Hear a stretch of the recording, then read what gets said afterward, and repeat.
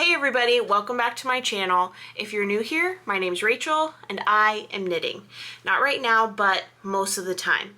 And I have been knitting, so I'm going to tell you all about it. All the knitting that I've done this week in today's video, which is episode 10 of the Rachel is Knitting podcast. So if you're new here, I post weekly podcast episodes that update you on my knitting progress, my spinning progress, my general, fiber shenanigans, whatever. So that's what we'll be doing here today in episode 10. It's really exciting to realize or acknowledge that we are in the double digits of this podcast. So if you've been watching, thanks for being here. I hope to continue to do this. So anyway, let's get going. I have my notes in my knitting journal and we'll get started. So the first section of the podcast is project updates, and we're just gonna dive right in. I have a finished object. I'm wearing it. Well, it's almost a finished object, basically a finished object. The only thing that it doesn't have yet are buttons, but it does have 5 light bulb stitch markers. Can you see? Attached to the button band to tell me where to sew the buttons on when I get around to it. But it's pretty much a finished object, and if we're being honest, I probably will wear this outside of the house before I put buttons on, unless I have a spurt of energy today and I sew the buttons on immediately, but I don't know if that will happen.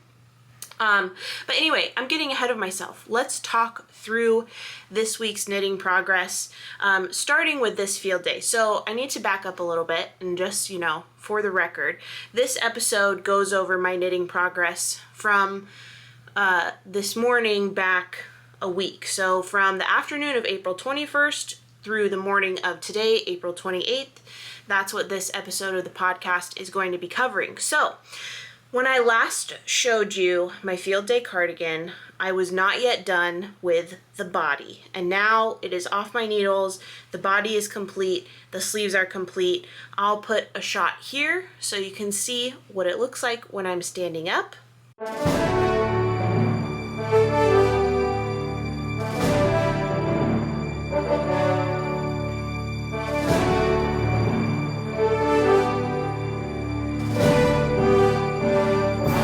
Alright, beautiful, amazing, wonderful. So that's what it looks like, and I'm really, really happy with it. I am going to go into more detail when I upload my FO diary video, which is basically a more detailed look at my process of knitting this pattern, what I liked, what I didn't like, what modifications I made, etc. But I'll give you a brief overview here for the podcast.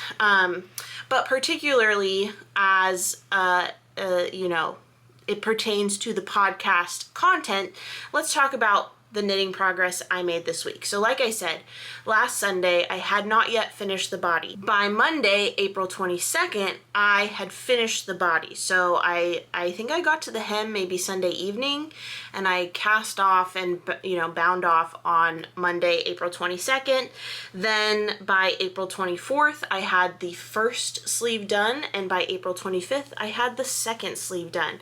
So between last Sunday and this last Thursday, this sweater became a finished object. So I wove in all the ends on Thursday night while I watched the first round of the NFL draft with my husband, and then I blocked it on Friday, April 26th. And now here it is on my body. I'm really, really happy with it. There are some I want to make this sweater again. I have a sweater quantity of Carpet, which is a beautiful green color that Cesium Yarn dyed up in collaboration with me for the cabin collection last summer in the beginning of September. So towards the end of last summer. I know September is technically the summer season, but basically September 1st in my mind is the start of fall, even though I know that's not the rules, but anyway, whatever. September 1st is when the cabin collection first went live. It's currently available as dyed to order, so if you ever want cabin yarn, you can get your hands on it that way. But anyway, focus. I have a sweater quantity of carpet that I plan to make a field day for myself. My mom is making a carpet field day as well, and she's on the sleeves, so she's making really good progress.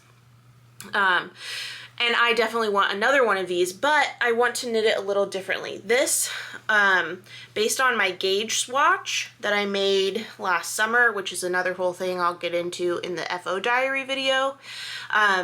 Based on my gauge swatch, this finished object should have 4 inches of positive ease, and I don't think that is the case. I need to measure it, but I did measure my gauge from the finished garment, and my finished garment gauge, let's see. Yeah, so my finished garment gauge has 20 stitches and 29 rows over 4 inches, when I thought that my gauge was going to be 21.5 stitches and 32 rows over 4 inches. So if you're not math inclined, like if that doesn't come easily for you, as it does not for me, you may just think I just said a bunch of numbers and you can't conceptualize the import of what they mean together. But if you are a math whiz, unlike me, you may have heard what I just said and instantly understood why this garment is larger than I planned. But I'm really, really happy with it. Looks really good. As you will have seen in the clip I put in, it's a bit oversized, it's nice and long, and I'm just really, really happy with it. The yarn, I should tell you, the yarn is Treehouse Knits on the Dove DK base in the colorway Rory. So this yarn has so many different colors. There's greens, creams, this really beautiful lilac purple, blush, like some areas that are almost brown. It's just so stunning. And I should also tell you that this sweater quantity was gifted to me, so I did not purchase this sweater quantity. It was sent to me for promotional materials for the Treehouse Knits Favorites collection in the summer of 2023. I'm so glad that I finally have this as a finished object. There were several obstacles in my way getting this from sweater quantity of skeins to sweater on my body. That again, I'll go into a lot of detail. You're just gonna be like chomping at the bit for this FO diary for whenever it comes. But there were a lot of obstacles in my way, a lot of things that went wrong. I almost had this sweater almost completely knit, for the body at least. I didn't have the sleeves, but I almost had it completely knit, and I ended up frogging the whole thing towards the end of 2023. And I said that I would try again in 2024, and look, I did, and I was successful. So I feel like I have overcome, I've overcome, and I'm really proud. I'm really happy that it's done.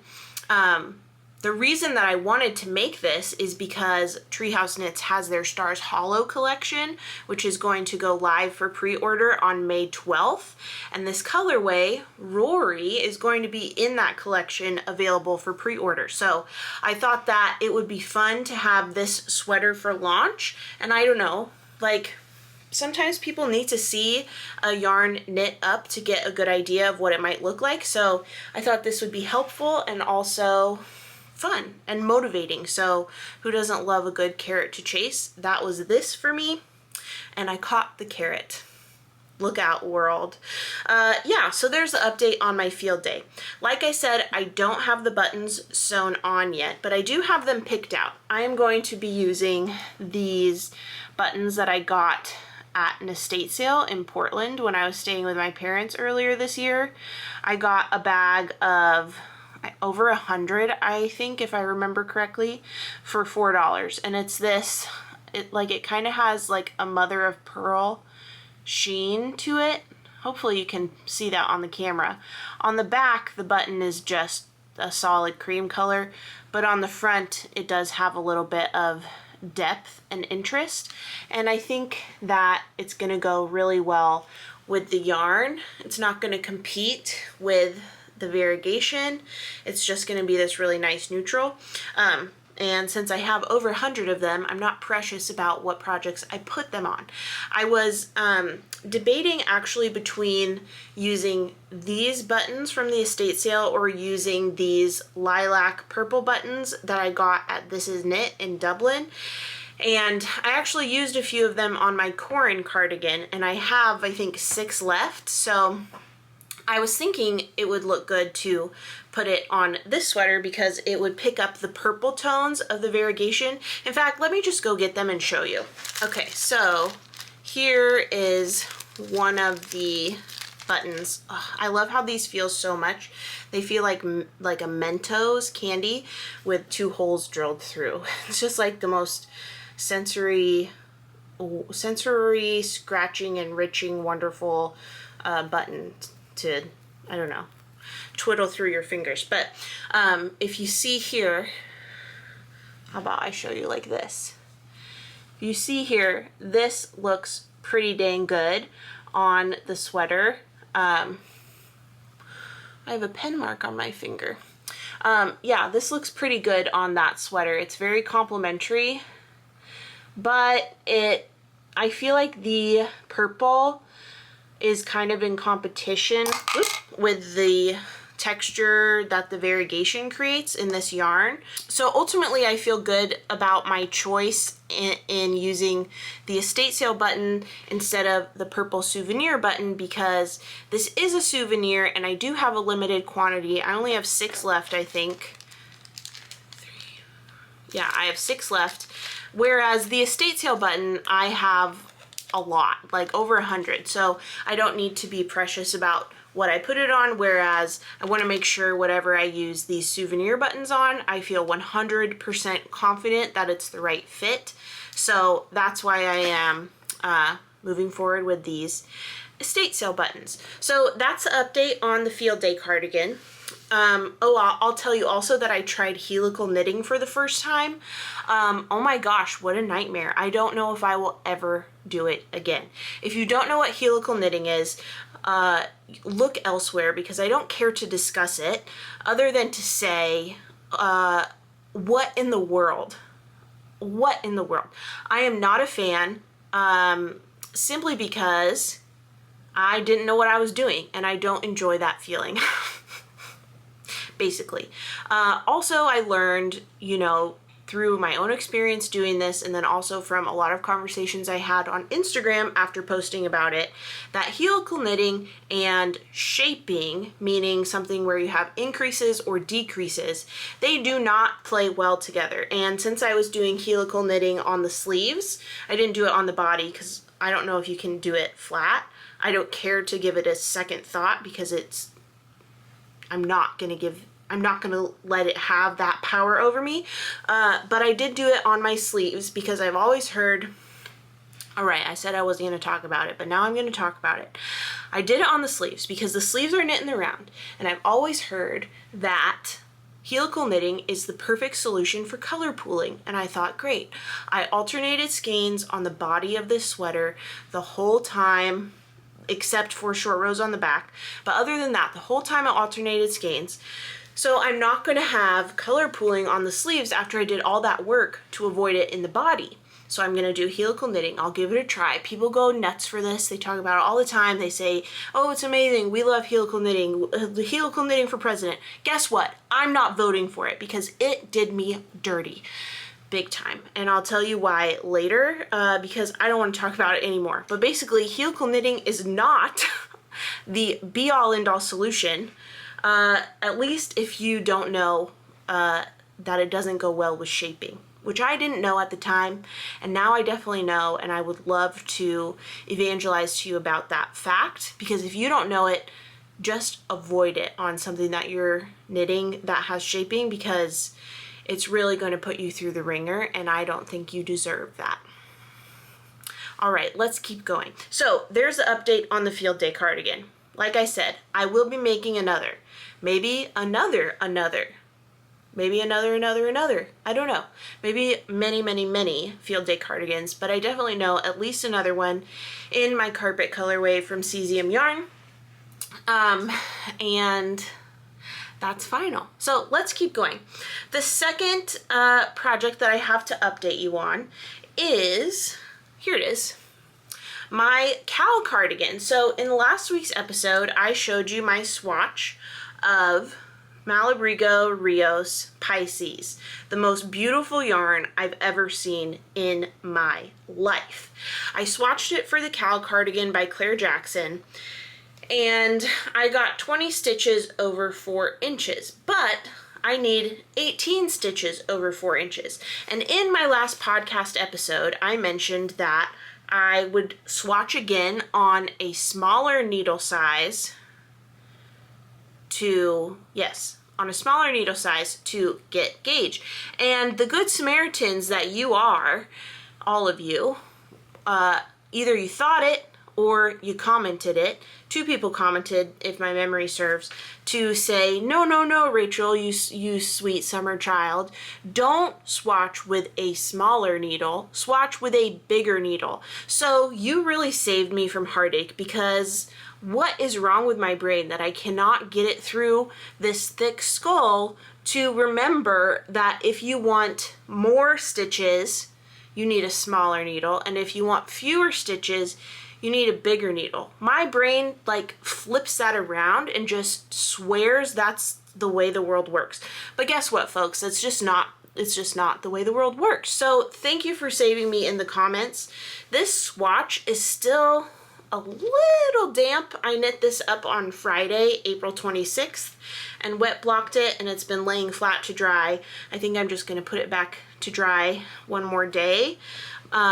But I can already tell that the stitches on this swatch are bigger than the stitches on this swatch. And I don't look at the size of them comparatively as, you know, scientific evidence that it worked, because I think they have a different number of stitches. I don't remember how many each has, but again, I did purl bumps to correspond to the needle size that I knit on. So this swatch was knit on US size 7 needles, so therefore there are 7 purl bumps. Also, you may be thinking, are those swatches for the same project in the same yarn? What are you doing? These are both Malabrigo Rios. This is just a different colorway because I want to conserve as much of this beautiful Pisces as I possibly can. Look at the wrong side. That's gorgeous too. Oh, what a treat. So beautiful.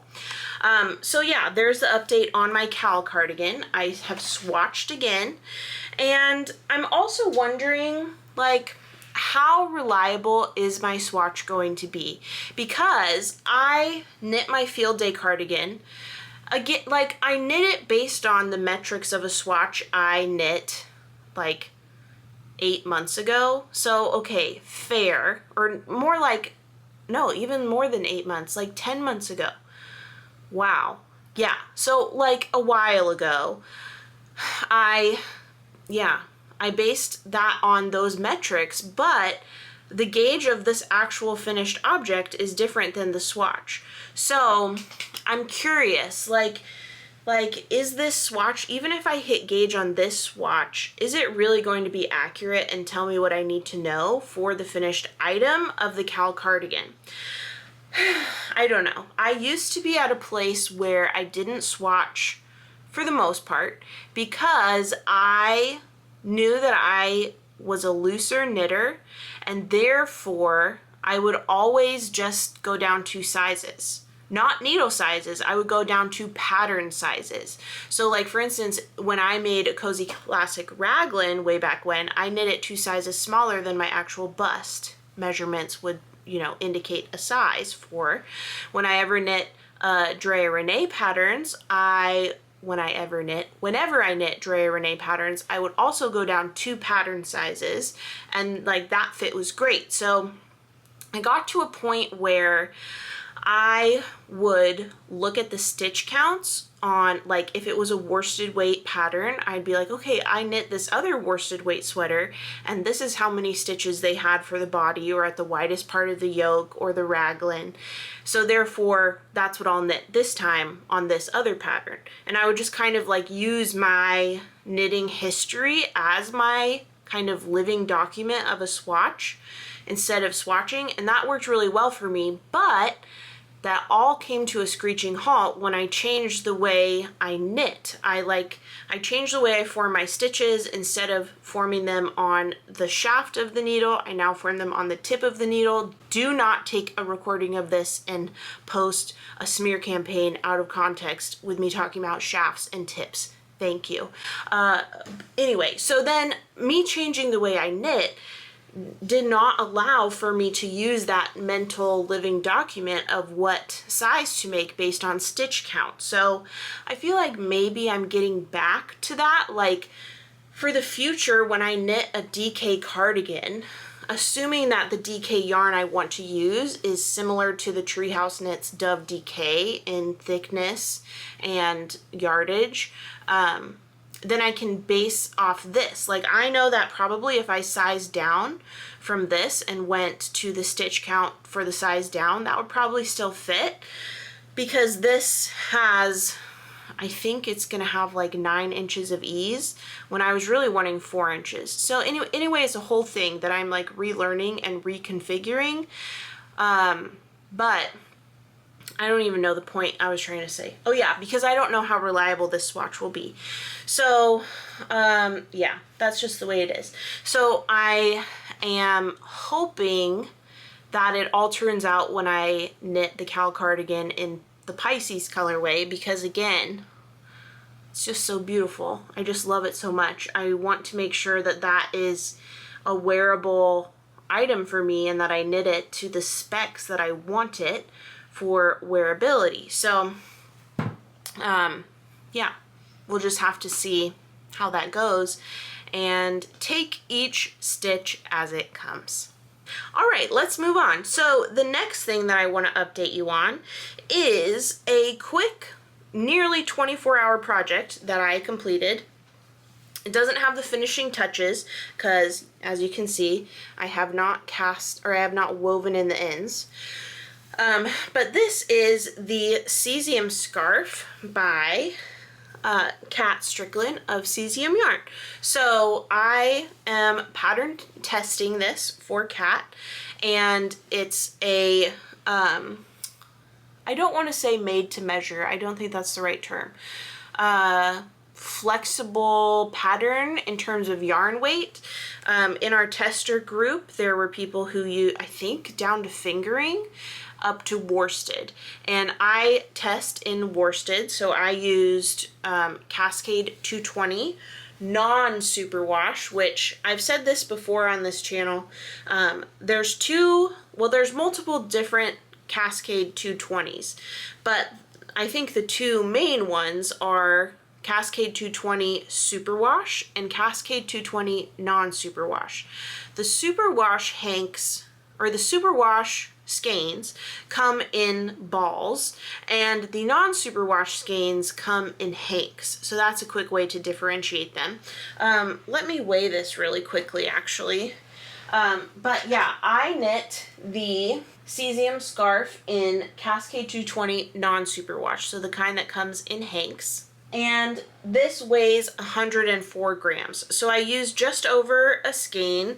I started with a full skein, a hank that I wound, and when I ran out, I pulled from it a cake of it that I had already caked up in days gone by. So it's a really, really nice quick knit. Like I said, I finished it in a little over 24 hours with a lot of breaks and a lot of, life in between. So I wasn't just sitting and knitting for 24 hours, probably a couple 2-hour sessions, and this was done. So this is a textured scarf. You can see that there is a knit and purl pattern, and what I really like about this is the eyelet details. It's not really easy to see right now because, again, it's not blocked, but up the entire length on each side of the scarf is an I-cord edge that is paired with eyelets. Can you see? Yeah, it's difficult to see, I'm sorry, but maybe after it's blocked it will really be more evident, but I'm excited. Initially, I wanted to knit this up in purple for reasons that are a mystery to us all. Just kidding, because I love purple. But I couldn't find a worsted weight purple that I had in my stash that I wanted to do a small project like this in, because I didn't want to sacrifice any of my Pisces, because I want to get 2 garments out of the skeins I have. So I don't want that, like, I don't know how much wiggle room I have. So I didn't have Pisces as an option. I do have some of this. This is just conveniently on my desk because I never put it away. But I do have some of this Cloudborn Worsted Lavender Heather. This is a discontinued yarn. I have multiple garments out of it. I have my turtleneck ranunculus, also referred to as my turnunculus.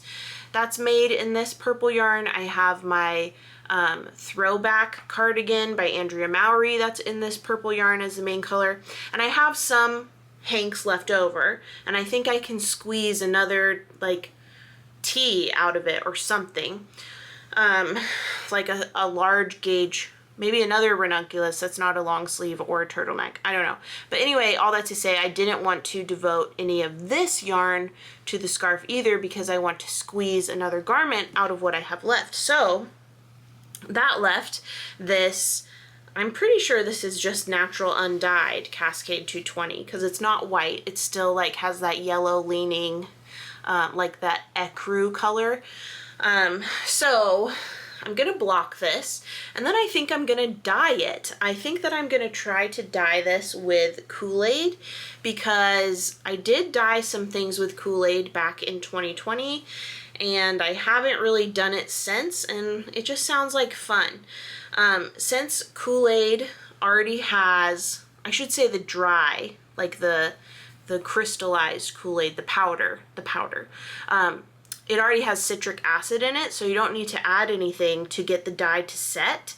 You can just like use it to speckle, or you can make a dye stock and heat it up and set it on the wool. You don't need to add another, is it mordant that's called in that process?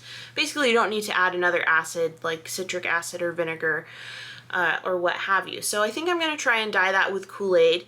If that's something you'd be interested to see, you know, validate me in the comments to make me brave to do it. Otherwise, I'll just do it scared, which is still an option, but it's fun not to be scared. Yeah, okay, so finished the Cesium Scarf. Cast this on April 26th. Cast it off on April 27th. So, super quick. Also, I will say something about this pattern. I don't remember when it comes out, so keep an eye out on the Cesium Yarn page if you're interested in making one, but it's customizable. You can basically make it as wide as you want.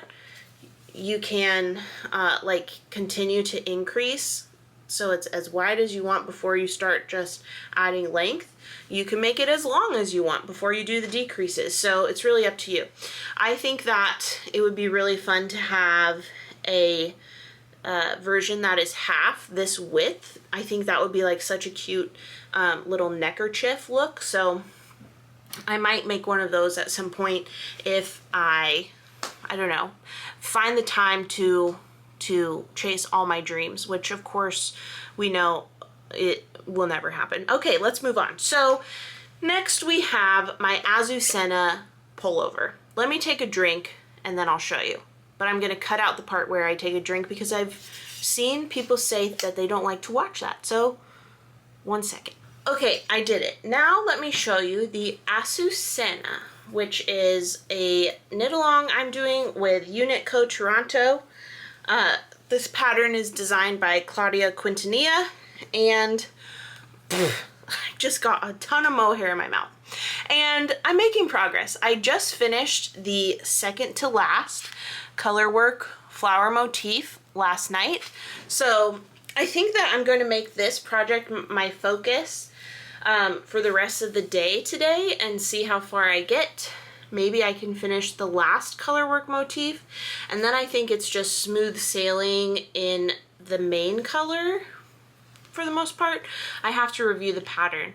But that is the update. It's just a quick update on that because after I finished the field day, which was kind of what I had tunnel vision on this week, and then I started and finished the Cesium Scarf test knit, I really, really wanted to cast on my Kal Cardigan, but because the swatch is still drying, and therefore I'm not measuring it officially yet, and therefore I'm not determining my gauge, and therefore I'm not deciding what size to make, I was at a loss. So I wasn't ready to cast on something new, and I need to make some progress on this pullover. So I reached for this, and that's what I worked on yesterday evening. So I think it's getting really, really pretty. As you see the design unfold more and more, it's just really, really gorgeous. I think this is going to be a stunning piece, and I'm excited to wear it.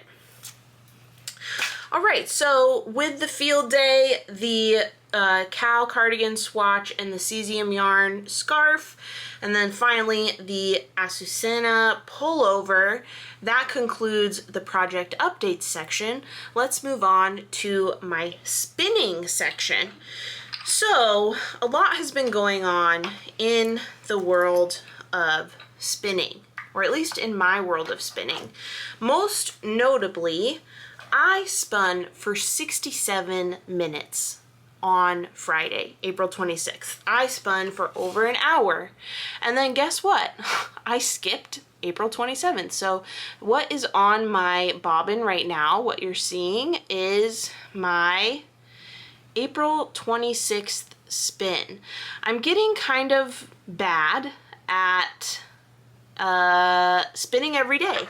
For instance, I was too busy being sad about Darby dying one day on Monday, so I didn't spin.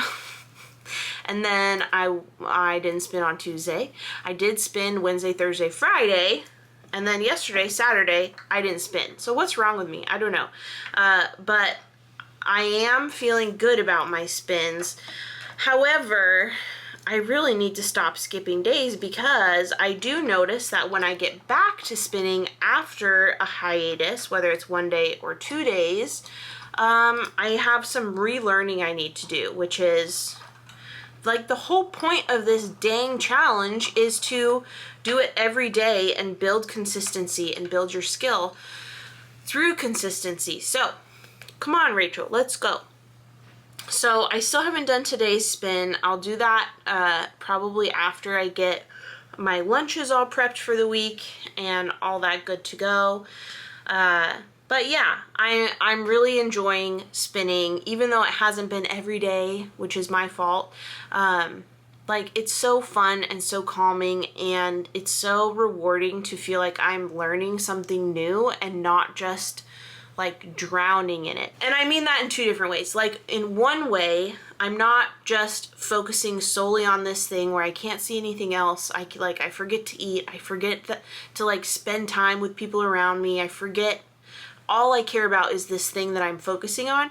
So having the 15 minutes a day, like, that praxis is like so nice. It feels like it's not consuming my life or my heart or my brain. It feels really good. And then I mean that in another way. I feel like I'm not drowning in the sense that I am just like constantly like trying to survive and not thrive. I feel like I am thriving, even though I am maybe not at the skill level I want to be. Like, I want to keep improving. I want to keep achieving and, you know, new levels of understanding, but I don't feel like I'm like drowning in a static position. I feel like I'm learning. I feel like I'm like getting these problem solving skills that I didn't have when I first started spinning. Like, when I first started spinning and I tried to spin with this Corriedale that Tina sent me, like, I just tried to spin it from this, and it was like, you can see it's strong. It's so sturdy. I didn't understand anything about, about pre-drafting fiber or preparing your fiber, and like I I know so much more now than I did on day 1. And what is it? Day 28. So like not even a month later, I feel so much more equipped and successful than I did when I started. So that's really fun to see and to be able to track my progress. If you're interested in seeing more details into my thoughts on the 100 days of spinning and my growth as a spinner, you can check out my 100 days of spinning vlog. I'll link the playlist up here and you can enjoy at your convenience. But yeah, there's the spinning update. So next, let's head into the acquisition section of the podcast. So first things first. Last week I said that I had a special item that I was so excited to arrive and that Leslie thought was ridiculous and DJ, my husband, thinks is ridiculous, but, and rightly so, like it's absurd, but I think that it's going to be an amazing thing to have in my house. So I'll tell you that it's not here yet because Amazon let me down, but a replacement should be coming this week. Even though I don't have full faith that it's actually going to arrive, because the first one was supposed to arrive this Tuesday. Didn't. Had to get on Amazon chat to get it solved because whatever, I don't know, they did something wrong and it got returned to sender. So they issued a replacement for me and that is supposed to arrive on Tuesday, but it hasn't shipped yet. So hopefully they get their ducks in a row and it arrives. And I'll just tell you what it is. It's an IV pole, okay? I want an IV pole because, where did it go? I brought it in here to show you. Here it is. Because I want to hang my lemon wood off of something that either sits next to me in my chair, on the couch, or when I'm knitting in bed. Like there's not really any place that I can hang this next to me when I'm knitting in bed or on the couch, and it's become very useful to me and I want something to hang it on, so I bought an IV pole. Okay, I found one for like 30 bucks on Amazon. The height is adjustable so it can be like half height or full height.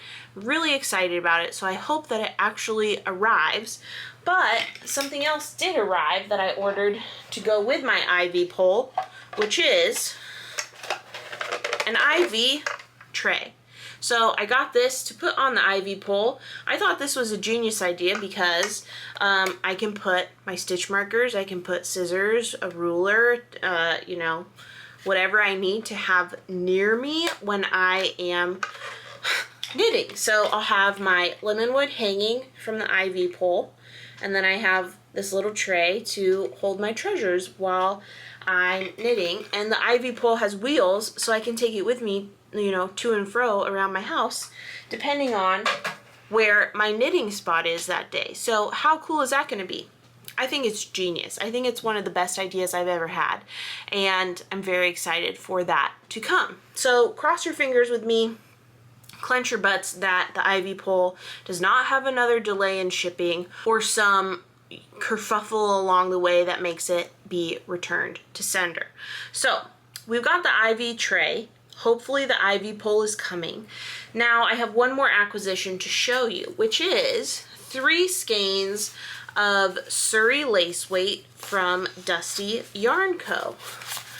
Let's see if I can hold this not awkwardly. Okay, here we go. So this is Dusty Yarn Co.'s Surrey lace, which is 75% baby Surrey alpaca, 25% silk, 459 yards per 50 grams, and this is in the colorway Cousins. The 3 skeins that Audrey of Dusty Yarn Co. sent me work together like perfectly to make this like purple pink fade. This skein here is the most purple of the bunch, and then this middle skein is like a purple pink, and then this one is like a more of a dusty pink. So they go really, really well together, and they're super soft. Now, I didn't buy these. These were sent to me, these were gifted to me by Dusty Yarn Co. They're not like, I don't have a partnership with them. It's not to promote anything. Basically, the story is my yarn wall I went through my reorganization process of it on Instagram a few weeks ago, and I shared what each project plan was. And one of the project plans, I have 3 skeins of this fuzzy peach fiber yarn that Leslie of Knit California destashed to me a while ago. And it's gorgeous, but I am not of a size where 3 skeins will really do much for me. So I mean, I could make like a fingering weight tee, but I don't want to. I don't want to. Maybe one day I might, but right now that just sounds like a nightmare. So I was thinking that these 3 skeins I have, the other 2 are on this bottom row of the yarn wall.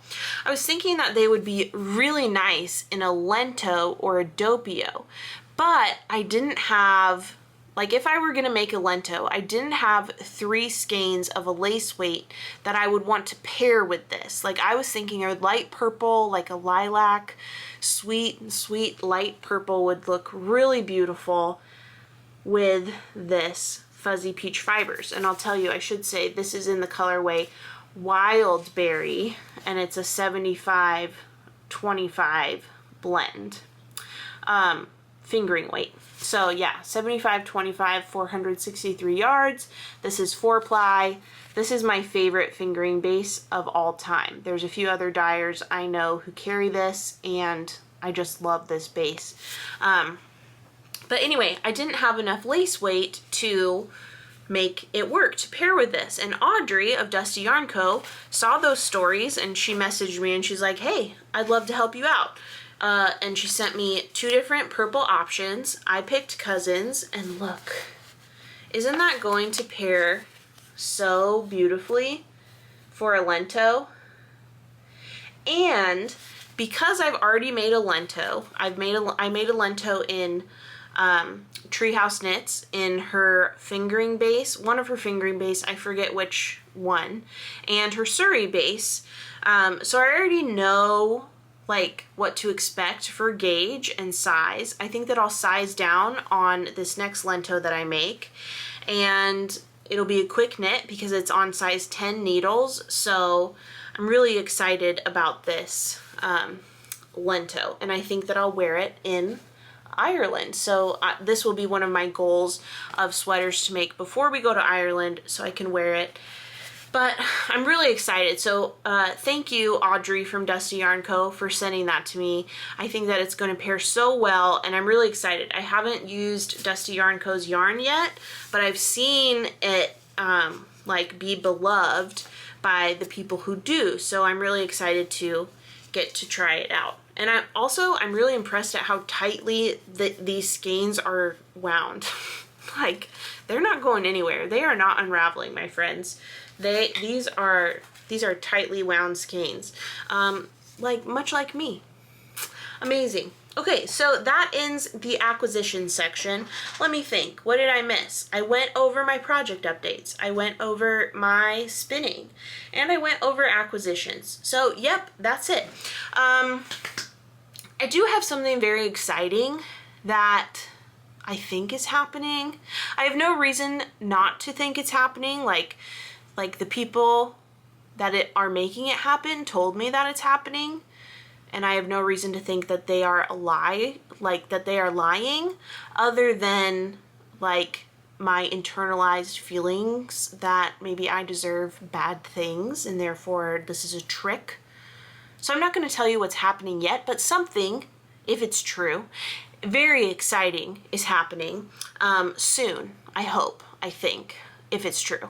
So keep an eye out for that. Sorry for the cryptic message, but if I'm right that I deserve bad things, then probably me telling you what the exciting thing is before I have the exciting thing in hand will just make me deserve worse.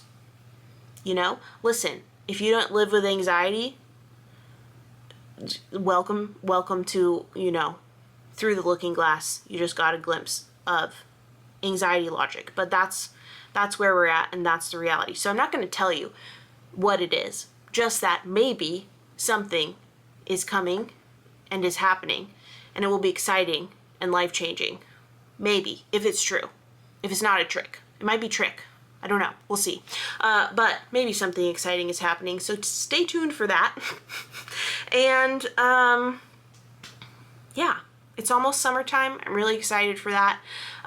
My summer job is to be making content. So with that said, if you'd like to support me in that endeavor, please give this video a thumbs up, subscribe to my channel if you don't already, and hit that notification bell to be notified of my next upload.